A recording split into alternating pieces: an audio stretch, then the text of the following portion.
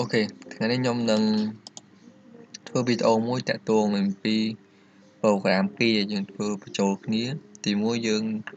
សិក្សាយើងធ្វើនៅក្នុង Siemens logo PLC for Siemens logo Windows 8 version 8ចំទោះហើយជាមួយនឹងកម្មវិធី KNX RTF5 ដើម្បីឲ្យ software ទាំងពីរឬក៏ device ទាំងពីរនេះហ្នឹងគឺអាចឆ្លងគ្នាបានអូខេនៅក្នុងនេះខ្ញុំមានរូបដើម្បីបង្ហាញមកជួរលើនេះគឺពពួក Siemens logo ឥឡូវខ្ញុំបង្ហាញនៅក្នុង Siemens មួយនេះគឺ Siemens logo version 8ហើយនេះគឺ extension time អានេះគឺ switch នេះគឺសម្រាប់ដោតខ្សែអ៊ីនធឺណិតអ៊ីនធឺណិតរបស់យើងហ្នឹងដើម្បីឲ្យឆ្លងគ្នាពួកយើង version 8គឺយើងចាប់ដើមប្រើការបញ្ចូលគឺប្រើតាមរយៈខ្សែអ៊ីនធឺណិតហើយមួយទៀតគឺតកតនឹង Siemens Gateway គឺជាឧបករណ៍មួយសម្រាប់ឆ្លងដឹកជញ្ជូនពាក្យបញ្ជាឬក៏បទបញ្ជាផ្សេងៗដើម្បីឲ្យ KNX ឬក៏ Siemens logo នឹងអាចឆ្លងគ្នាបាននេះគឺ power supply 24V 220 24V អានេះគឺ line coupler របស់ Schneider អានេះគឺ USB សម្រាប់ download បញ្ចូល software KNX អញ្ចឹងមកជួរខាងក្រោមនេះហើយបូកថែមមួយនេះហ្នឹងគឺជាគ្រឿង KNX អូខេឥឡូវយើងចង់ធ្វើគឺនេះខ្ញុំចង់បញ្ជាពី Siemens logo តាក់ទៅ KNX គឺខ្ញុំចុចបើសិនជា E1 input ទី1នៅក្នុង logo on គឺឲ្យ channel A ហ្នឹងគឺរបស់ switch channel A របស់ switch ហ្នឹងគឺ on បាននៅក្នុង switch adjuster របស់switch adjuster របស់នេះ switch channel នេះchannel នេះគឺឲ្យវា on ហើយបើសិនជា E នឹងចុះ E នឹង off គឺ channel ហ្នឹងគឺ off ដែរអញ្ចឹងបើសិនជា E1 on វា on E1 off វា off ហើយមួយទៀតយើងធ្វើបញ្ជាពី KNX ទៅ logo វិញគឺបើសិនជាយើងចុច universal push button channel A គឺឲ្យ on off គួយមួយនៅក្នុង logo វិញអញ្ចឹងឆ្លើយគ្នាដូចគ្នាអូខេ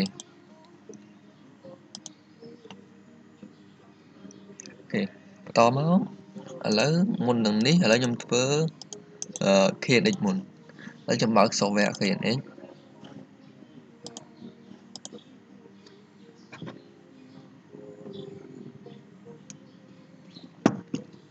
អូខេ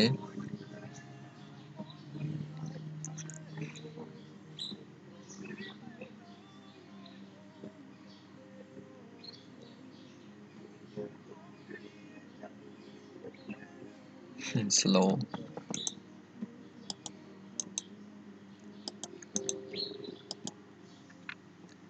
អូខេឥឡូវខ្ញុំលុប project របស់ខ្ញុំចោលអូខេឥឡូវខ្ញុំដើម្បីនេះ version ខ្ញុំគឺ5.6.6 ហើយខ្ញុំប្រើបាន5 device មិនពេលខ្ញុំអត់ប្រើ dongle អូខេតមកឥឡូវខ្ញុំបង្កើត new project យើងចុច new project មកខ្ញុំដាក់ថាអីគេខ្ញុំដាក់ថា test logo KNX ហើយ background ខ្ញុំយកជា TP ហើយខ្ញុំយក C level ហើយខ្ញុំ create project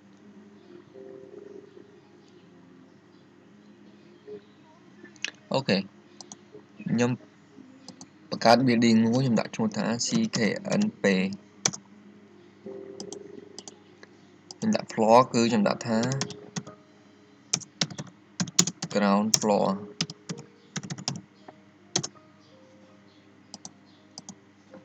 room ខ្ញុំដាក់ថា bedroom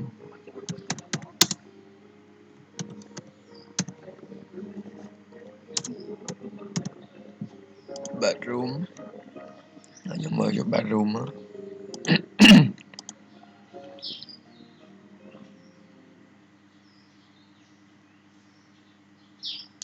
អូខេ bedroom នេះអូខេ ឥឡូវខ្ញុំបង្កើតនៅក្នុងជាន់ខ្ញុំបង្កើតយកទូមួយទៀតយ៉ាសំទោសនៅក្នុងបន្ទប់នេះខ្ញុំបង្កើតទូមួយទៀតគឺដាក់តា KNX ការ bin net អូខេឥឡូវខ្ញុំ add ប៊ូតុងចូលបន្ទប់ add device ឥឡូវវាមានច្រើនចេះហើយយើងអត់ដឹងពីណាឥឡូវយើង Schneider នេះ Schneider Electric ឬក៏មួយយ៉ាងទៀតបើសិនជាកាត់ឡុកវាច្រើនអញ្ចឹងយើងអាចប្រើវិធីមួយទៀតគឺប្រើវិធីមួយទៀតគឺយើង search យកឥឡូវខ្ញុំសង់ search push ប៊ូតុងសំទោសនេះ push ប៊ូតុងនេះ push ប៊ូតុងរបស់ Schneider ខ្ញុំ enter 2 ដងទៅ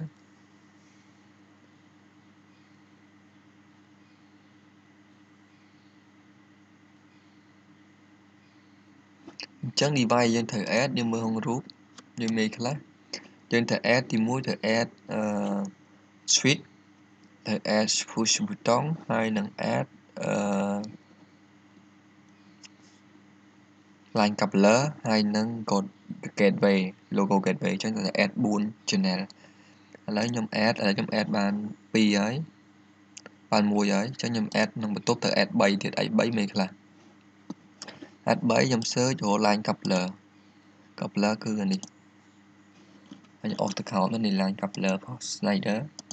ខ្ញុំ add ចូល2ដងទៅអូខេ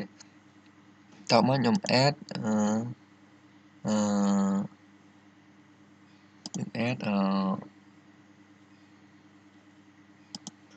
តោះឥឡូវយើង add របស់ switch គឺ green control ហើយខ្ញុំបើក green control នេះគឺ switch 8 channel add បញ្ចូលហើយយើង add Siemens module មួយទៀត Siemens gateway មួយទៀតឥឡូវខ្ញុំចូល Siemens ហើយខ្ញុំមក Siemens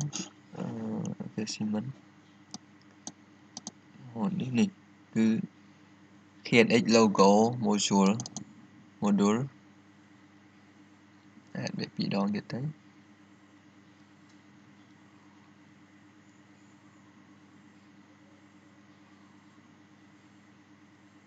អូខេអញ្ចឹងអ្វីដែលយើងត្រូវចង់បានហើយគឺមាន4 device ទី1គឺតកតង line coupler យើងប្រើរបស់ Schneider ទី2 switch actuator 8 channel 16 ampere យើងប្រើរបស់ Green Control ទី3យើងប្រើ logo module យើងប្រើរបស់ Siemens ទី4យើងប្រើ push ប៊ូតុងរបស់ switch សំដៅ push ប៊ូតុងរបស់ Schneider អូខេអញ្ចឹងជាដំបូងឡើយខ្ញុំហើយនៅពេលយើង add ហើយយើងទៅបង្កើត group address មួយសម្រាប់ធ្វើ program របស់យើងខ្ញុំបង្កើត group address ខ្ញុំដាក់ថា main group អូខេខ្ញុំបង្កើត middle group 2គឺអីខ្លះសំទោសគឺខ្ញុំដាក់ថា logo to KNX ទី2 KNX to logo គេចាប់កាសពីហ្នឹងតើណាហើយយើងមើលlogo ទៅ KNX ខ្ញុំកើត group address មួយហើយ logo ទៅ KNX គេថាឲ្យធ្វើម៉េចក្នុងលំហាត់របស់យើងគេថា logo ទៅ KNX គឺ E1 on off channel A ខ្ញុំដាក់ថា E1 on off A អញ្ចឹងណាអូខេដល់ពេល switch យើងមើលនៅក្នុងនេះទៀត switch គេឲ្យពីគេនេះទៅគេឲ្យគឺប៊ូតុង channel A គឺ on off គួយមួយខ្ញុំដាក់ថា B1 on/off គួយមួយអូខេបានណាចឹងណាឥឡូវខ្ញុំទាញប៊ូតុងចូលមុន bouton ok lấy nhưng mơ nó pha mãi bouton dương vô với miền những lại hở bàn chỉ thu cánพอกันแล้วยังพาแต่มวย bouton ยังเหยจะมาพอมวยกันคือปี bouton chẳngปี bouton แล้วยังដាក់តាម bouton នេះខ្ញុំយកជា toggle ហ្នឹងគឺ on off ចុចម្ដង on ចុចម្ដង off បើយក switch យក dim យក blind តទៀតទៅអូខេឡើងយកវាអញ្ចឹងនៅក្នុងនេះខ្ញុំឲ្យ channel switch ទី1ខ្ញុំទាញចូលអូខេហើយ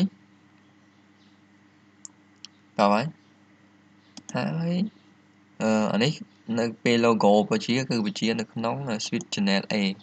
ចឹងខ្ញុំទៅទាញ switch channel A ចូលអូខេតបមកយើងទៅមើលធ្វើ parameter នៅក្នុង logo មួយស្រួលគឺ gateway logo របស់យើងដើម្បីឆ្លងឆ្លើយគ្នាបានឥឡូវខ្ញុំនៅសារតែ PLC របស់យើងគឺ address របស់វាគឺ192 168 1ហើយ120អញ្ចឹងអាណារបស់យើង gateway យើងដាក់ក្បាលវាដូចគ្នាដាក់ក្បាល1ហើយកន្ទុយ10អូខេ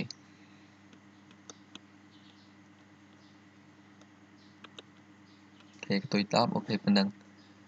អូខេចាំណាអានេះ IP address of logo bus module គឺតកតងនឹង address របស់ PLC ហើយOWN នេះគឺ IP address របស់ gateway យើងអញ្ចឹង gateway យើងដាក់ថា1.10កន្ទុយអូខេឥឡូវខ្ញុំទៅធ្វើ channel ទី1ខ្ញុំយកវាពី logo ទៅ KNX គឺយើងប្រើ E1 តើណាយើងយកជា digital input ហើយនៅពេលដែល E1 leader គឺវាដើរ on off ចាំmìnhយក E1 ហ្នឹងទៅណាហើយ channel ទី2ខ្ញុំបញ្ជាត្រឡប់វិញគឺបញ្ជា KNX ទៅ logo វិញហើយខ្ញុំប្រើ M flag digital flag M គឺខ្ញុំប្រើ M ទី1អូខេលេងចូលគ្រប់ address ហើយខ្ញុំទាញចូលនេះគឺ logo ទៅ KNX ខ្ញុំទាញ logo ទៅ KNX ចូលអូខេតមកនេះគឺ KNX ទៅ logo ខ្ញុំទាញ KNX មក logo វិញអូខេហើយនឹងចូលនៅក្នុងគ្រប់ address ទៅហើយយើងយកនេះយកវាជា yes អូខេហើយយើង download all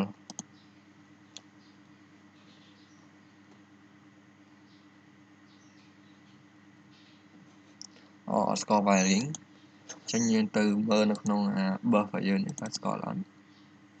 អូខេអត់ស្គាល់ទេហើយយើងដកវាចេញទៅដកអា snap USB របស់វាចេញទៅហើយយើងបញ្ចូលដោតនឹងវិញទៅអូខេវា research ហើយយើងយកពាក្យ test មក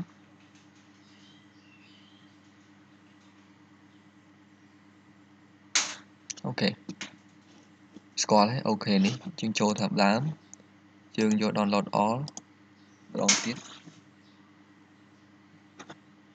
អូខេ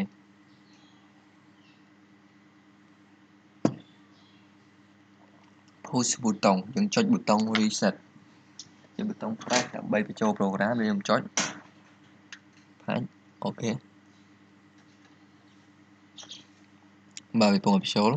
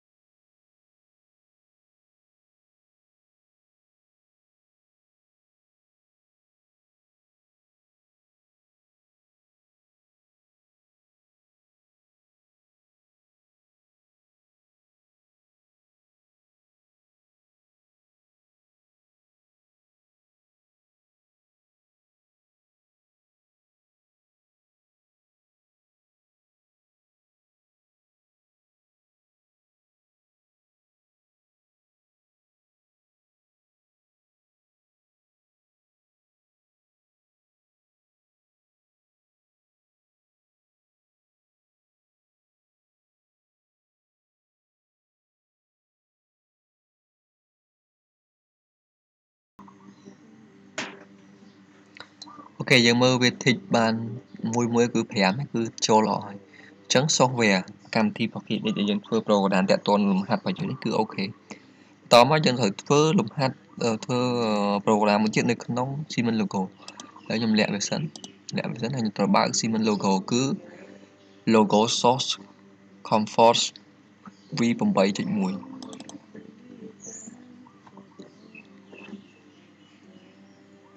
អូខេ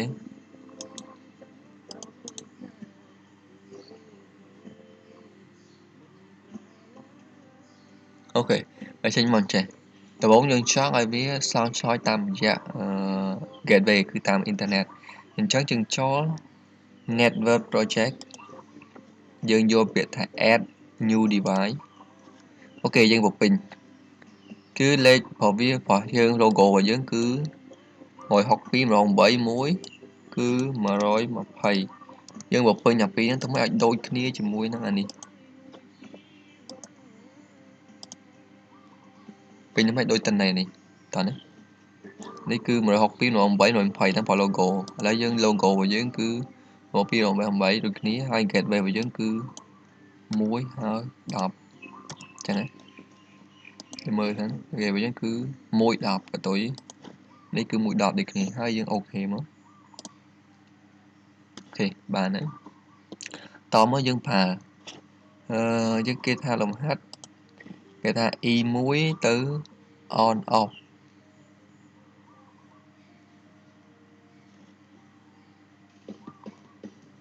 E1 គឺ on off អាហ្នឹងយើងមិនបាច់ធ្វើទេយើងទៅ direct ហើយតមកទៀតយើងធ្វើតែព្រោះអានេះយើងមិនបាច់ចាំធ្វើ program ព្រោះ E1 យើងអត់មានត្រូវធ្វើទេ E1 វាឲ្យទៅ direct automatic ហ្មងគឺវាស្គាល់ហ្មងចានេះយើងមិនបាច់ធ្វើ program នៅក្នុង Siemens ទេយើងអ្វីដែលធ្វើគឺយើងធ្វើគួយមួយគឺយើងមិនយើងកំងអីគេនៅក្នុងនេះរបស់យើងអូខេនេះគឺ M1 អញ្ចឹងយក M1 មកប្រើ M1 គឺ Mplex នេះ Mplex M1 ឲ្យយើងគួយមួយឈប់មកអូខេហើយយើងតេស្តមើល E1 មួយទៀតមកយើងបញ្ចូលយើងតេស្ត address របស់ PLC របស់យើង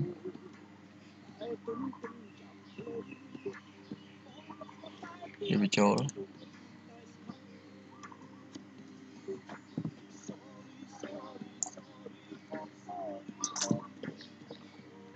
អូខេមាន field ហើយខ្ញុំបិទអានេះចោលលុបនេះចោលហើយខ្ញុំបញ្ចូលឡើងវិញអូខេ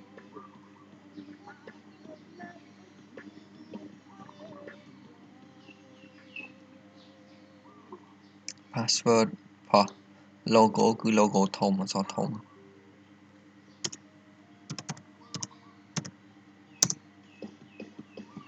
វាយ logo អក្សរធំទៅ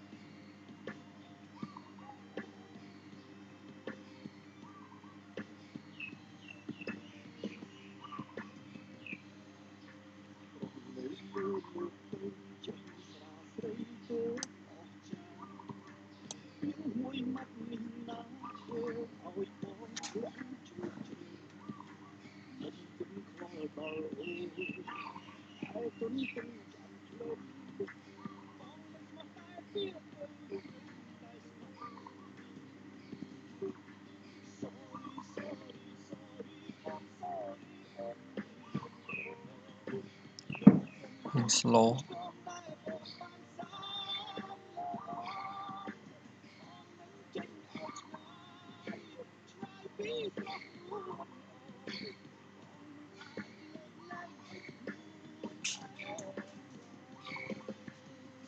អូមានបញ្ហា program អីចុះបិទឡើងវិញ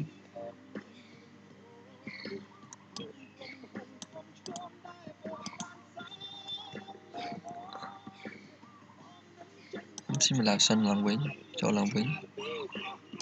តែ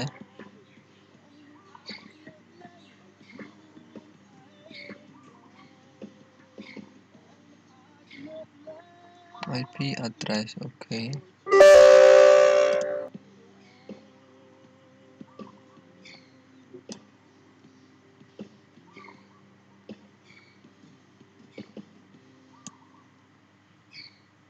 Is it full? Okay.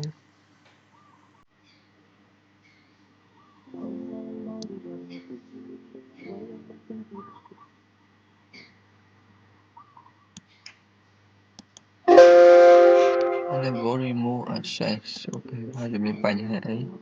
ខ្ញុំ clear វាចោលសិន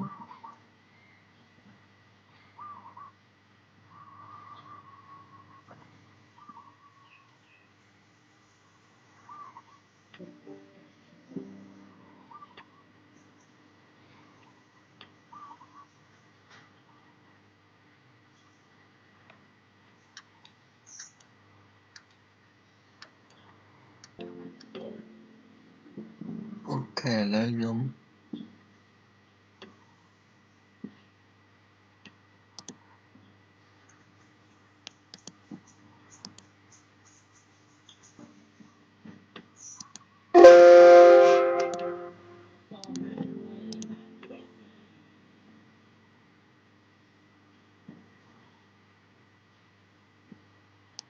តេស្ត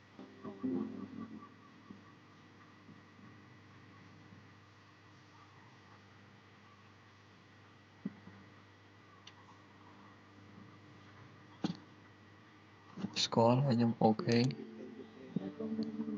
ចូល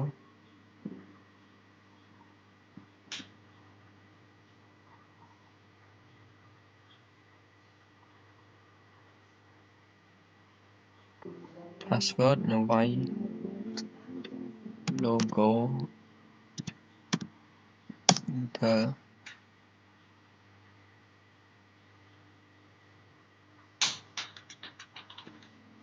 ហើយខ្ញុំ stop សិន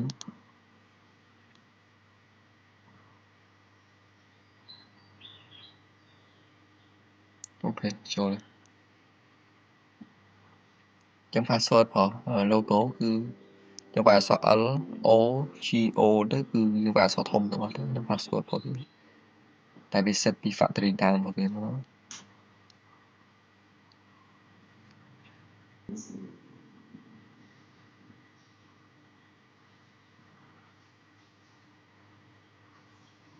អូខេយើង run យកមកទៅ IP address អូខេត្រូវ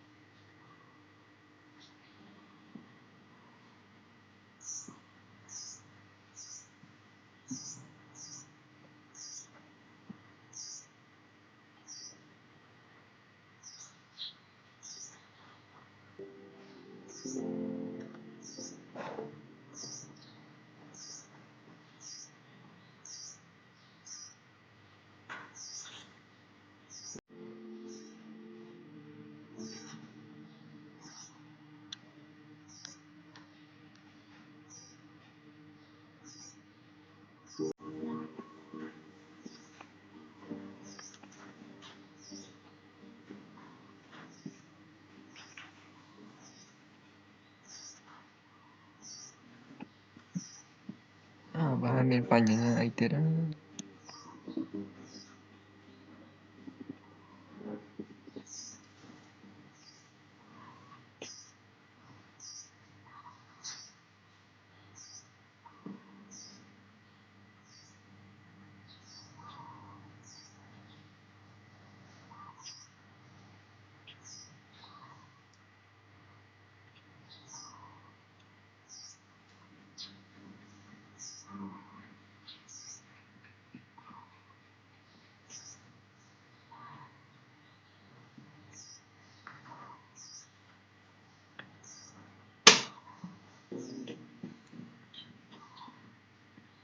បិទ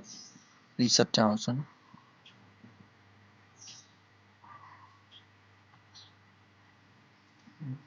បាទដល់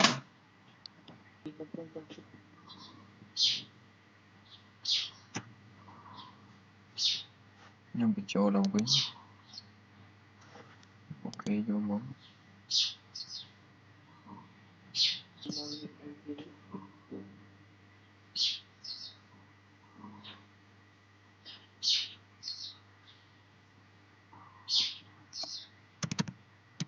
logo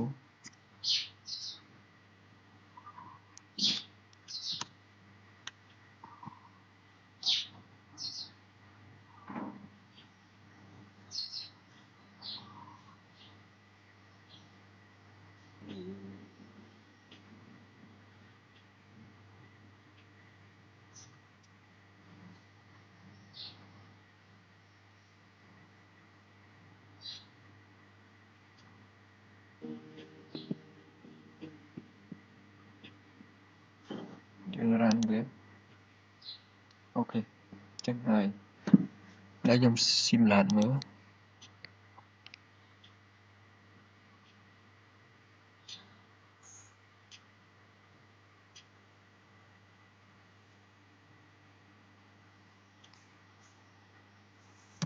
logo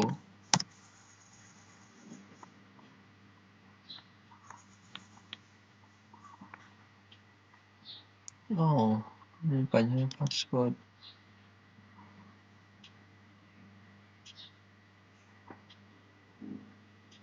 online test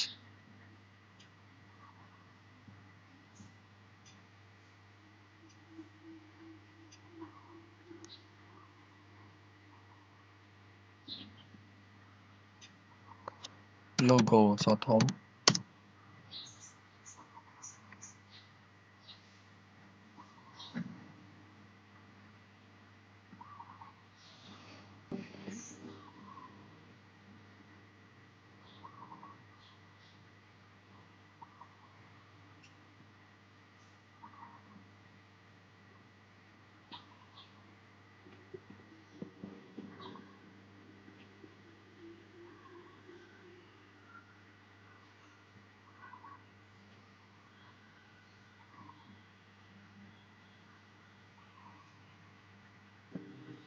simulation យើងយូរបន្តិចឥឡូវខ្ញុំតេស្តមើលហ្មងទៅហើយចុចគួយមួយគឺអូខេអញ្ចឹង E1 ចាំបើខ្ញុំតេស្តជាមួយ hardware ចុច E1 នេះគឺchannel មួយដែរអូខេ program វាត្រូវហើយ E1 អញ្ចឹង program នេះគឺអូខេlogo ตัวนี้យើងត្រូវហើយពេលខ្ញុំតេស្តវានេះមកវិញប៊ូតុងទី1អូខេប៊ូតុងទី1ក៏ត្រូវដែរបាទឥឡូវយើង simulate បាក់មើលវារៀង slow បន្តិចអូខេអញ្ចឹង program ដែលយើងធ្វើគឺត្រូវហើយអូខេខ្ញុំមានបង្ហាញតែប៉ុណ្្នឹងនឹងតាក់ទងនឹងរបៀបដែលយើងធ្វើឆ្លងឆ្លើយគ្នាប៉ុន្តែជាទូទៅឥឡូវខ្ញុំបិទវាចោលចុះប៉ុន្តែយូរទៅដើម្បីឲ្យអ្វីដែលសំខាន់ជាងគេគឺយើងត្រូវដាក់ address បាទ address នៅក្នុង software ផង logo ឲ្យឃើញឲ្យបានឲ្យត្រូវជាមួយនឹង software នៅក្នុង gateway ផងនេះឲ្យត្រូវគ្នាទៅគឺវាស្គាល់គ្នាហើយការបញ្ជាយើងអាចបញ្ជាដូចនេះចឹងយើងបញ្ជាពី logo ទៅមិនមែនតែ input digital យើងអាចទៅជា output digital flag អីផ្សេងទៀតបានអញ្ចឹងអូខេការបានខ្ញុំមានតែប៉ុណ្្នឹងហើយយើងនឹងខ្ញុំនឹងរៀបចំឯកសារមួយចំនួនតាក់ទងនឹងវាប៉ុន្តែអ្វីដែលយើងត្រូវធ្វើតាក់ទង program ហ្នឹងគឺមានប៉ុណ្្នឹងអានេះគ្រាន់តែខ្ញុំបញ្ជាលក្ខណៈជា on off អីថងត្រង់ឯងប៉ុន្តែបើយើងចង់ឲ្យថាដូចយើងចុចប៊ូតុងនៅក្នុង switch នៅក្នុង KNX អាចទៅបញ្ជា logo ទៅជា motor ទៅមុខ motor ទៅក្រោយអញ្ចឹងទៅបោះ logo ហើយយើងយកតំណែងពី logo មកធ្វើ add start នៅក្នុង switch វិញក៏បានដែរអញ្ចឹងអាហ្នឹងដែលយើងអាចជាមូលដ្ឋានទេអានេះក៏ជាមូលដ្ឋានដែលយើងឲ្យយើងរបៀបឆ្លងឆ្លើយគ្នាគឺអញ្ចឹង